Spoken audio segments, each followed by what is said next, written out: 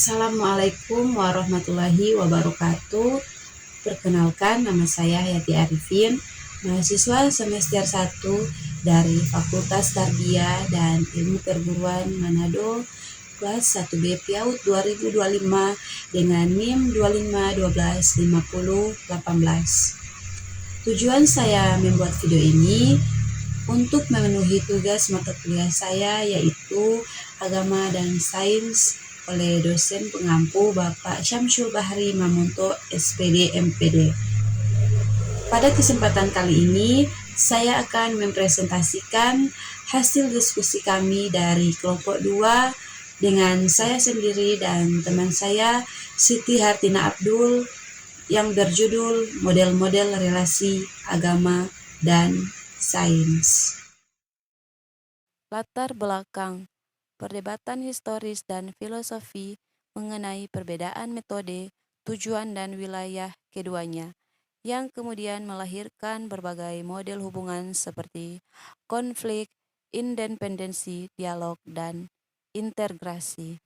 Model-model ini yang dipopulerkan oleh ilmuwan seperti Ian Barbour menawarkan cara pandang yang berbeda mengenai bagaimana agama dan sains saling berhubungan, mulai dari adanya pertentangan hingga upaya untuk menyatukan keduanya. Seperti yang pertama, model konflik. Model konflik menganggap agama dan sains tidak kompatibel dan saling bertentangan.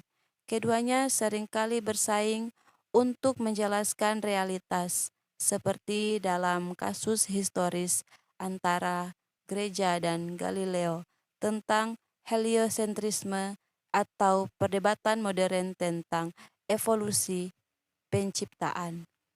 Contohnya, imperialisme agama yang berusaha mengontrol ilmu pengetahuan versus imperialisme ilmiah yang menganggap agama sebagai dogma kuno dan tidak ilmiah.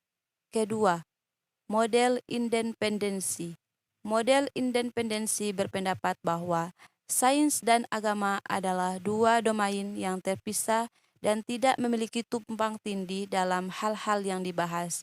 Sains berusaha dengan alam semesta yang dapat diobservasi, sedangkan agama berurusan dengan wilayah metafisik, nilai, dan makna spiritual. Contohnya, sains hanya dapat menyelidiki hal-hal yang dapat diukur secara empiris, seperti entitas supernatural, tidak dapat diteliti oleh sains, sehingga keduanya tidak perlu saling bertentangan. Ketiga, model dialog. Model dialog memungkinkan adanya interaksi dan percakapan konstruktif antara agama dan sains. Model ini mengakui bahwa keduanya dapat saling belajar dan satu sama lain tanpa harus menyatukan metodologinya. Contohnya, filsafat berperan penting dalam dialog ini untuk menguji asumsi-asumsi epistemologis dalam kedua disiplin ilmu dan membantu mempertemukan keduanya agar dapat saling mencerahkan. Yang terakhir, keempat, model integrasi. Model integrasi mencari cara untuk menyatukan agama dan sains menjadi satu pemahaman yang komprehensif tanpa menghilangkan identitas masing-masing. Keduanya dipandang sebagai sumber ilmu yang melengkapi. Contohnya, integralisme Islam memandang Al-Quran dan sains sebagai kesatuan yang utuh, di mana sains rasional tidak dapat dipisahkan dari rasional religius. Studi yang lebih luas mempertemukan tiga disiplin ilmu, agama, sains, dan filsafat untuk menciptakan bangunan keilmuan yang lebih kokoh seperti yang diusulkan oleh model aplikatif integrasi interkoneksi.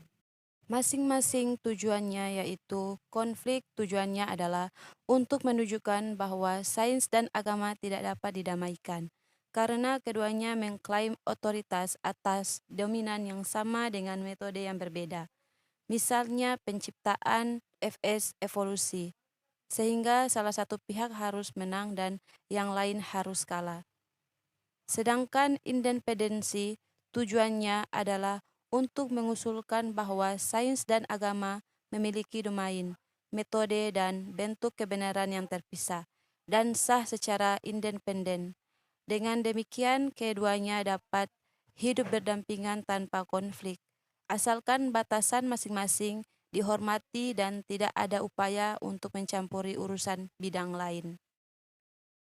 Dan dialog tujuannya adalah untuk mempromosikan hubungan yang lebih konstruktif daripada konflik atau independensi, dengan menekankan persamaan seperti asumsi praanggapan, metode, atau konsep paralel, untuk memperkaya pemahaman tanpa harus menyatukan kedua bidang tersebut sepenuhnya.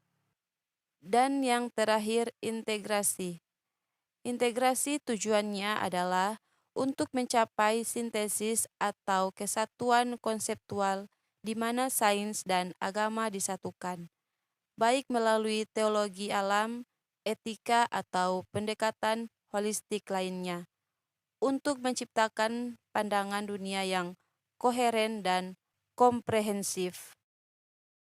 Kesimpulan atau saran agar agama dan sains bisa terjadi kesamaan dalam memperluas pengetahuan alam adalah dengan memandang keduanya sebagai pendekatan yang saling melengkapi untuk memahami realitas, bukan sebagai entitas yang bertentangan. Itulah tugas presentasi dari saya. Lebih dari kurangnya saya mohon maaf. Wassalamualaikum warahmatullahi wabarakatuh.